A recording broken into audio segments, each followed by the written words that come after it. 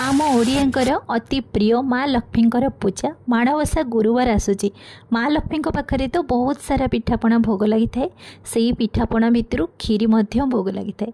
तो खीरी बनवार तरीका प्राय समस्त अलग अलग थाए, किंतु आज रेसिपी देखिले आपण सब बेले यही प्रकार ही खीरी बनइबे। मात्र 5 ରୁ 10 मिनिट टाइम लागिबो बनइबा। परफेक्ट भोजी भात भली खीरी बनिबो। केतरी टिप्स आउ ट्रिक सहित आपण मानक सहित शेयर करिछि। वीडियो को फुल देखिबे। चलंतु रेसिपी स्टार्ट करबा। खीरी बनवाई मुझे गोटे छोट कढ़ईटे नहीं से 2 ग्लास क्षीर ये आड करिछि। क्षीर आपण ठंडा किंबा गरम नहीं पारे। क्षीर को आम प्रथमे गरम करवा, बेसी फुटेबीनी जेमिति कि टिके उषुम ही आसिबो। सेई उषुम क्षीर रे मु एठी आड करिछि 4 ରୁ 5 चम्मच मिल्क पाउडर आड करिछि। आपण मिल्क पाउडर जगह रे कंडेंस मिल्क मध्य आड कर परिबे। एबे आमे भले से मिक्स करबा जेमिति क्षीर सहित मिल्क पाउडर मिसी जिवो। देखिबे परफेक्ट भोजी भात स्टाइल रे खीरी रो टेस्ट आसिबो। गैस रो फ्लेम को स्लो रे रखिकी आमे क्षीर को किछि समय फुटिया पई छाड़िबा। एठी हाफ कप नेछि गोविंद भोग चावल को मु 15 मिनिट पूर्व एमती पानी रे भिजेकी रखिथिली। एठी देखंतु एई हाफ कप मेजरमेंट रे मु गोविंद भोग चावल नेथिली। आपण गोविंद भोग चावल जगह रे अरुआ चावल मध्य नै परिबे। तो चावल को भले से धोईकी आमे ताको छांकी आनिबा। मात्र हाफ कप चावल आपण चाहिले क्वांटिटी मध्य बढ़ाई पारिबे।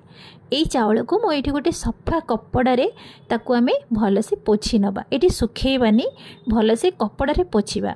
कहीं आमको जल्दी बनवार अच्छी खीरी, तो आम कपड़ा रे पोछि देले ना चाउलर जो पानीटा थिबो ना सेटा सुखीजिब।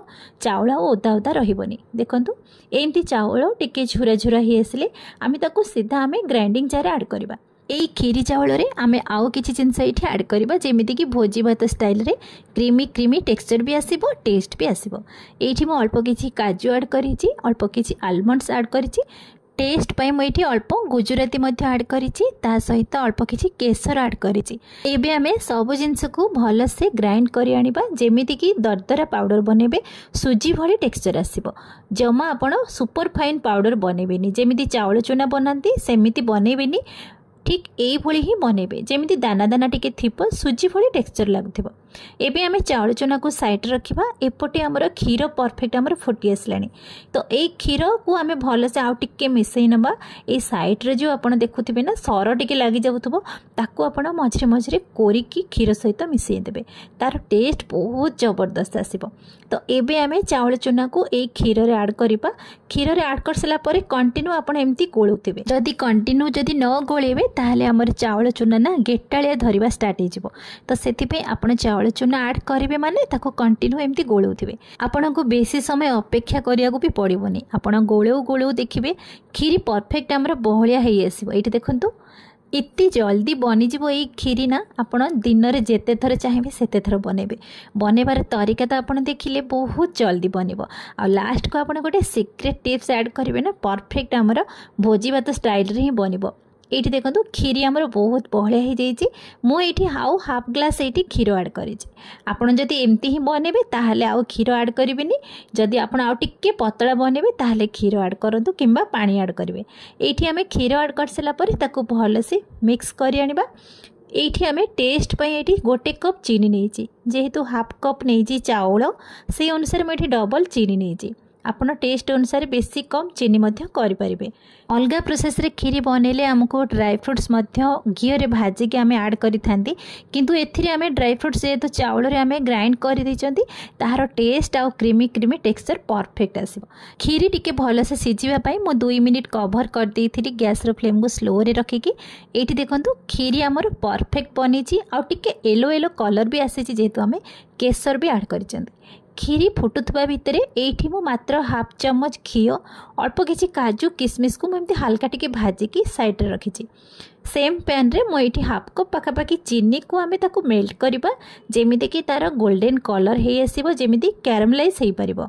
सेही कैरमलाइज को आमे भल से टिके गरम करबा। बेसी गरम करबेनी, जेहेतु टिके पोड़ी गला माने तार टेस्ट बहुत खराब आसीबो।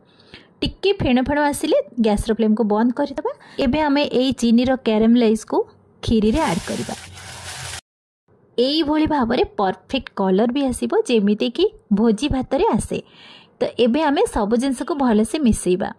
ए खीरी सहित कैरामलाइज जदि यही भाव में आप बनइबे ना देखिए परफेक्ट आमर कलर आसीज जमी भोजी भात खीरीर जमी कलर आसे ठीक सेमती जस्ट टिके हल्का ब्राउन कलर खीरीटा भी देखा एबे आमे सब जिनस को भलसे मिसई सारा पर किछि समय खीरी को फुटेबा जदि आपण एठी चाहूथिबे ताहाले आ अल्प किछि गुजराती पाउडर मध्य एठी ऐड करि परिबे तो मु एठी हाफ चम्मच गुजराती पाउडर आ टिके ऐड करिछि टिके टेस्ट पई न ऐड कले भी आपण चलिबो।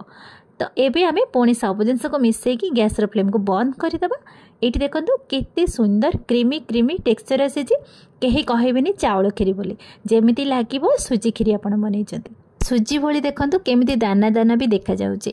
तो एबे गैस रो फ्लेम को बंद करिकि खीरी को देखंतु जेते ठंडा हबो ए खीरी सेते बहलिया ही आसीबो आ तार कलर भी बहुत बढ़िया आसीबो। तो एबे चलो तो गरम गरम सर्व करबा। ए खीरी देखिकी लागुथबो ना परफेक्ट हमर भोजी भात स्टाइल रे किंतु बनेबार तरीका देखिले ना बहुत सहज यही भाव में बनइले ना बहुत जल्दी खीरी बनइबो आ दिन में जेते थर चाहिए सेते थर बनइबे आ ड्राई फ्रूट्स को मध्य यही भाव में चाउल रे ग्राइंड करके ऐड करिवे देखिबे पिला माने खाइबे जमा जानि परिबेनी एमिति खीरी रे ड्राई फ्रूट्स रहिले पिला माने तो बाछिकी रखी दियंती तो सेथि पई आपण एई ट्रिक रे बनांतो। एथिरे बेसी घिओ भी यूज हेनी लास्ट रे मु काजू किशमिश जो अल्प घिओ रे भाजी थिली से काजू किशमिश को मु एमती गार्निशिंग करि नेछि। तो परफेक्ट आमर भोजी भात स्टाइल रे खीरी बनी गले ना माणबसा गुरुवार हो किंबा पंचुक किंबा भोजी भात यही भाव में खीरी बने चाउल को जदि गोटा खीरी बन था ताहले सिझिबा बहुत समय लगी था। यही ट्रिक रे बनातु देखिए बहुत जल्दी बनइबो समस्ते पसंद करेंगे खाइबा को। केमिति लागिला आज ये रेसिपी जदि पसंद आसीथिबो बिंदु रोसई चैनल को सब्सक्राइब करनेबे फेसबुक पेज रे जदि देखुथिबे मो चैनल को फॉलो करेंगे पुणी देखा नुआ रेसिपी रे से पर्यंत नमस्कार।